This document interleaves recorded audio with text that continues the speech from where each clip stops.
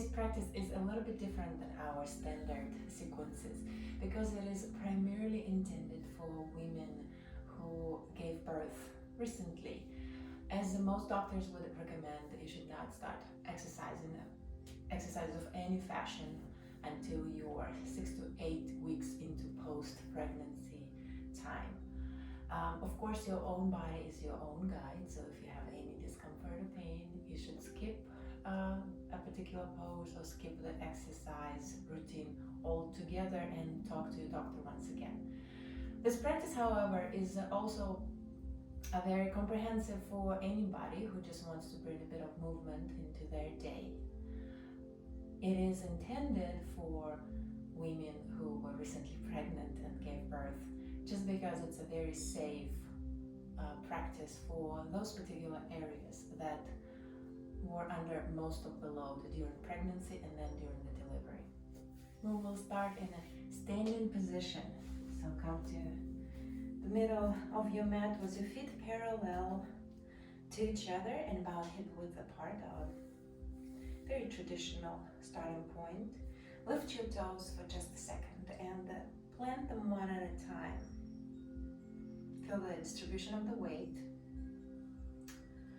more even distributed between your little toe, your big toe, and your heel. Keep this foundation, this sensation of solidity through this short practice. Open your shoulders, keep your chest open, chin parallel to the ground. The tailbone is just very slightly tucked, so your spine comes to a very neutral position with the four curves that are intended by nature. On the next inhale, bring your arms to the sky, look up, keep shoulders down. And as you exhale, lower your right arm along your right side of the body and bend to the right. Again, if you feel any discomfort, skip this pose. Inhale, return to center, reach to the sky. Exhale to the left. Inhale up. One arm always stays pointed to the sky. Exhale right. Inhale up and left. As if you're holding onto something like a bar and you're hanging off that bar down. Feel the lengthening on the exhale of your right side. If you bend to the left, one more pair. Exhale right and exhale left. Inhale, return to your center and exhale, arms down. One more inhale, bring your arms up, and as you exhale, start softening your knees. Dive down, releasing your hands down, knees as soft as you need.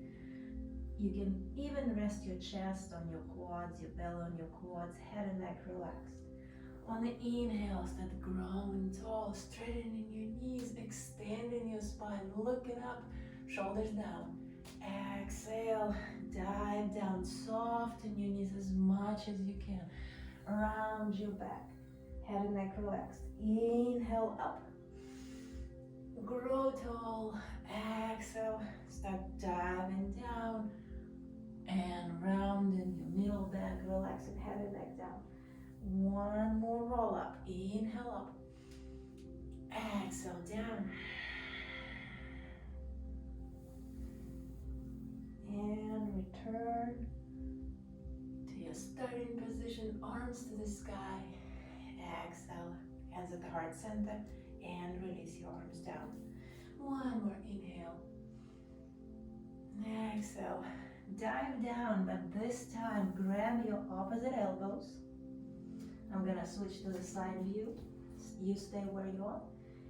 The so-called ragdoll pose.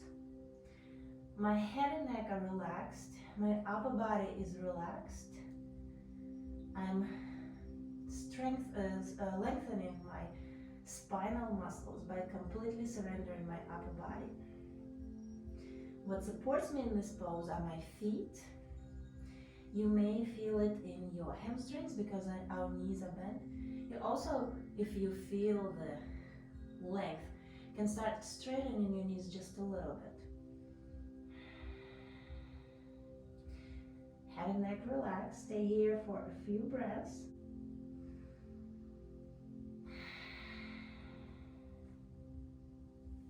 And plant your hands in front of your feet and come on all four, tabletop. Next exercise involves a soft, slight twist.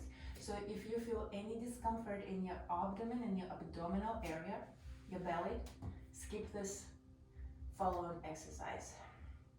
On the inhale, extend your left leg, place it on the ball of your foot. Your hands are right under your shoulders are away from your ears, and your shoulder blades are pressing into the back. So we're stabilizing our shoulder girdle. And next, you twist gently to the right, extending your right hand towards the sky. Make sure you're not sitting on your bottom shoulder, so tighten up that shoulder. This pose looks very simple, but it's quite powerful. The back leg is strong. Take a quick look at your right hip and make sure it didn't shift, it is still above your knee. Exhale, plant your hand, plant your left knee.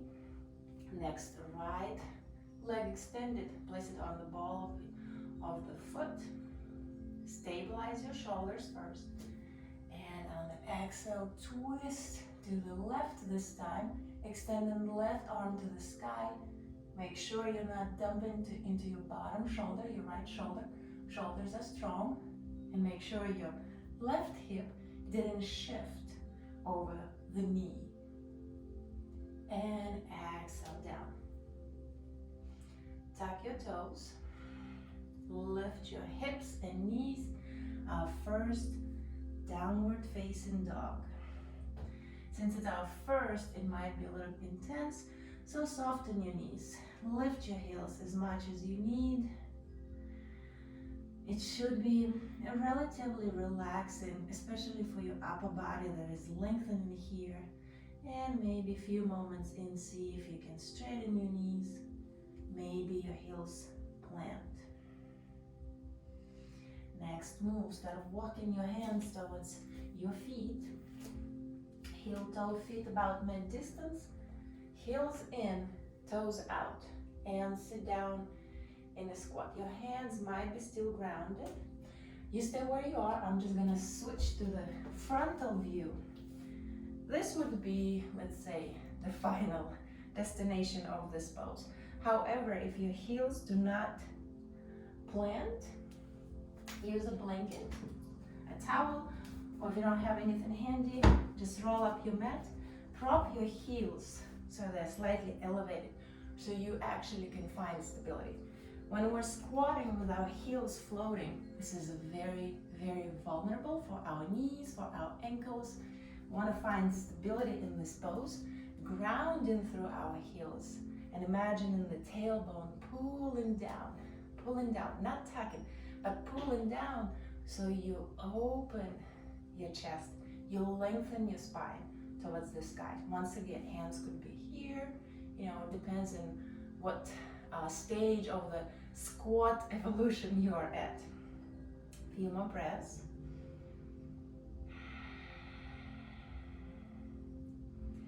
And gently come out, return to all four.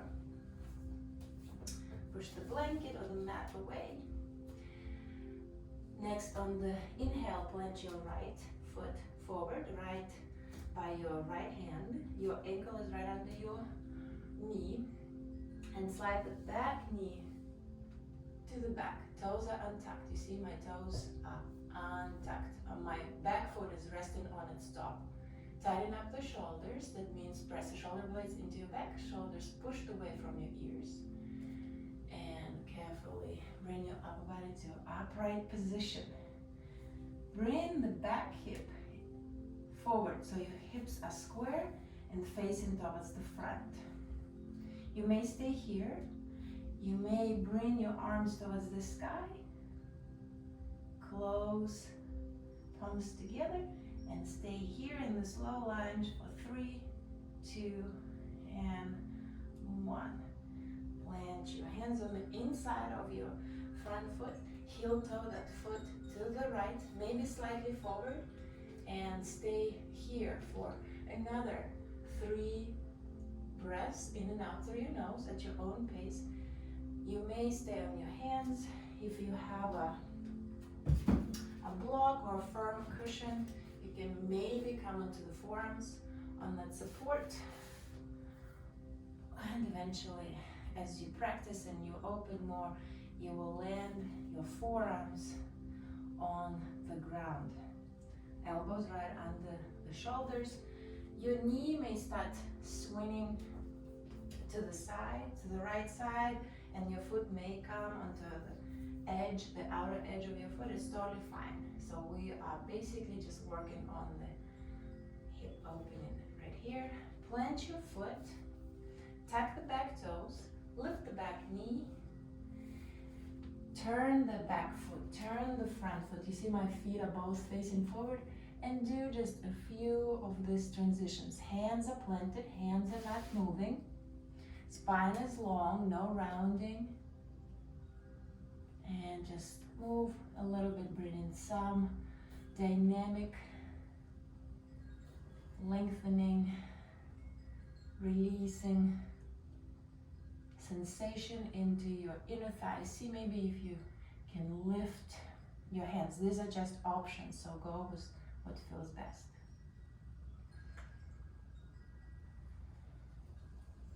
One more transition. Once you're on your left side, turn your upper body towards that side, turn your front foot, turn your back foot. Lower the back knee and untuck the back toe. So we're in lunge, low lunge on the opposite leg. You may just stay here, squaring your hips, bringing the back hip forward. Feel the nice stretch of your hip flexor on the back leg. Maybe you extend arms towards the sky, shoulders relaxed. Maybe hands, palms close together.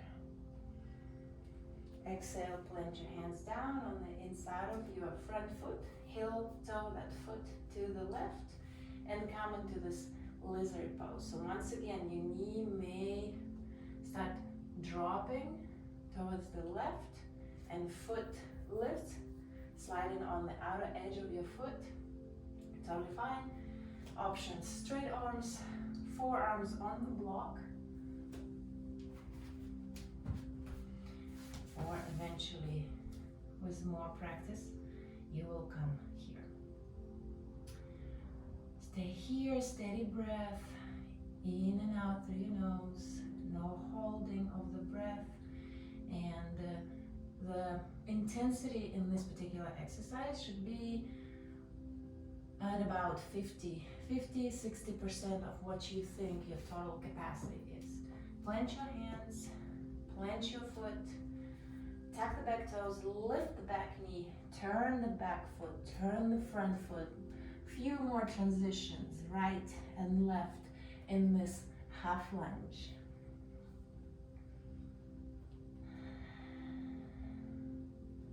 Next time you're on the right side, turn your body, turn your front foot, back foot, lower the knee, come to table once again, and tuck your toes, press into your hands, start lifting your knees, your hips up, returning to the downward facing dog, our second down dog.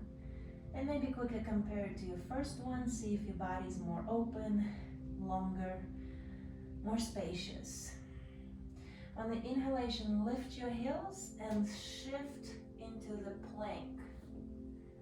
Shoulders right above your wrists, engage your core. Exhale, return to down dog. Inhale, shift. From the tabletop to down dog to plank, technically your feet and your hands should not move. They stay already in the perfect alignment. Inhale, plank. Exhale, roll back into the down dog. Inhale, plank. Exhale, roll back. One more plank. Tighten up your shoulders. Shoulders away from your ears. Our lower back is strong, core is strong. Hold here for 5, 4, 3, 2, and 1. Lower knees to the ground, untuck toes, and lay down on your right side. You can prop your head, or you can lay on the extended arm. Knees are bent and forward about 90 degrees. Feet are stacked together, knees are stacked on top of each other. Clamshell, great exercise for strengthening your groin muscles, your outer thigh, your glutes, the muscles on the back of your hips. We'll start with rolling our top hip forward. Your knee will shift, but your feet are still stacked on top of each other. And then keeping feet connected, we're gonna lift the top knee. It's about maybe 20, depending on how long your legs are, 20, 30 centimeters gap. What is that? I guess it's about 10 to 12 inches or 9 to 12 inches gap between your knees, and we're still holding, another 5, 4, 3, 2, and 1. Slowly lower down and roll the hip back. We'll do 2 more of this. Roll the top hip forward, keep feet together, lift the knee. Breath is steady, breath is even. And just observe the sensations that are right now are unfolding in your left hip, left leg area. Another 3, 2, and 1. Lower down, roll the hip back. Last take. Roll the hip back forward, keep feet together, and lift your top knee. And let's stay here for a few breaths. When we're holding poses, it's a very great opportunity to explore our breathing. And once we stabilize our breathing, that means it's steady, it's even, it's not shallow, it's deep inhale, deep exhale. We can actually also explore our pose, we explore what we're feeling. And the more awareness you bring into the sensations, the physical sensations, the more effective those exercises will be. And exhale down. You can either just roll on the other side or switch sides like I'm doing. We're gonna balance with the opposite side. So roll the hip forward. It doesn't matter if you start left or right. We're balancing both, so no roll here. And keep feet together. Lift the top knee. Notice also if this side is very different, easier or more difficult, more challenging than the other side. If it's more challenging, notice in what parts of your leg and your hip is more challenging. 5, 4, 3, 2, and release. Roll the hip back, quick break, and we start again. Roll the hip forward, lift the knee, and let's stay here. Observe the breath. Once the breath is steady, no holding, no shallowness. Shallow, that means we're breathing on the chest level. That means when you inhale, basically your chest lifts, and exhale, chest sinks down. We want to think of the diaphragm sinking down into the belly, and then on the inhale, it's your belly that is rising, not your chest, and on the exhale, it's the belly that is sinking, not your chest. And release. Okay, roll back, last set. Roll forward the top hip, keep feet together, and lift that knee. Let's stay here, observing the pose, observing the breath, striving to make our breath smooth and even, smooth and even. Through smooth and even, balanced breathing, we also stimulate the parasympathetic nervous system that is responsible for relaxation, for digestion, for rest. When we breathe very shallowly and we concentrating on inhale, we forget to exhale, or we hold our breath, that's what kicks in your other side, the sympathetic nervous system. That is the alertness, the fight or flight response. You're stressed. It's a, how should I say it? There's a space for each, place and time for each, being alert and being relaxed. And in this particular moment, we want to be relaxed and lower down and release. Last exercise, lay down on your back.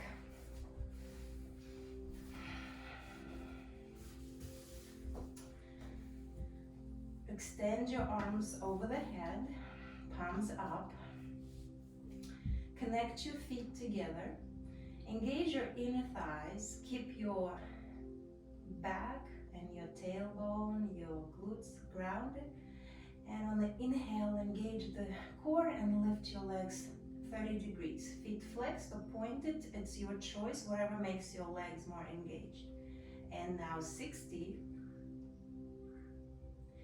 And now 90. Let's stay here for 10, feet flexed. Your knees might be softened if it's too challenging for now to keep your legs straight. So find the zone of comfort for yourself, and in this whole practice, do not go beyond 60% of your capacity. So if you need to slow down, if you need to decrease, if you need to skip a pose, do that. And very slowly and with control, lower down both legs at the same time. Let's do one more. Rest here for just a couple of breaths. As we enter in the second set, pay attention if you're holding your breath at any point. All right, feet together, squeeze your inner thighs, engage them. Inhale, lift 30 degrees off the ground, core is engaged. Lift 60. Pay attention to your breath. And 90. Now let's stay here for 10, 9, 8. Again, exit whenever you start feeling unstable. 6, 5, 4, 3, 2, and 1. Slowly and with control, lower your legs together down. And our final and most important pose, Shavasana, the pose of relaxation. Traditionally, it is performed just flat on the ground. For this particular time, I recommend you to try something different. And if you have a bolster at home, use that. If you don't, just fold the blanket or roll the blanket tightly. It should be a relatively, not a fluffy blanket. Press one edge against your lower back. Lay down. If you need it, place another blanket or cushion under your head and open your arms, palms up. Slightly open your legs so there's some space between your legs, between your body and your arms, and rest here for a few moments, eyes closed, relaxing your whole body down into the earth, noticing, absorbing all the goodness, the benefits that you unlocked within your own body through this brief practice. And hopefully your body feels more spacious, longer, taller, larger, more open.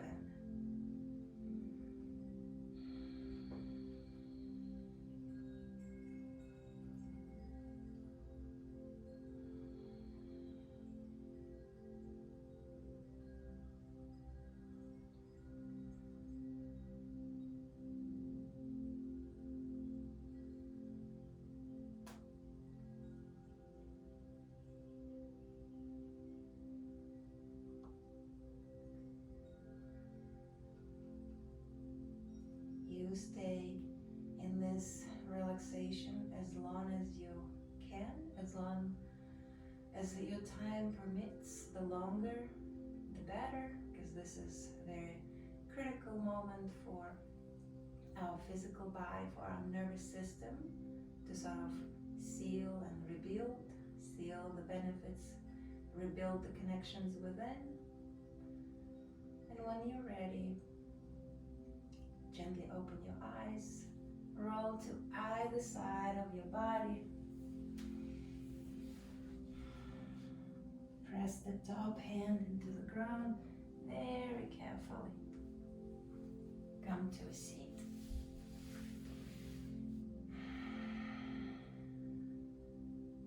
And we close here.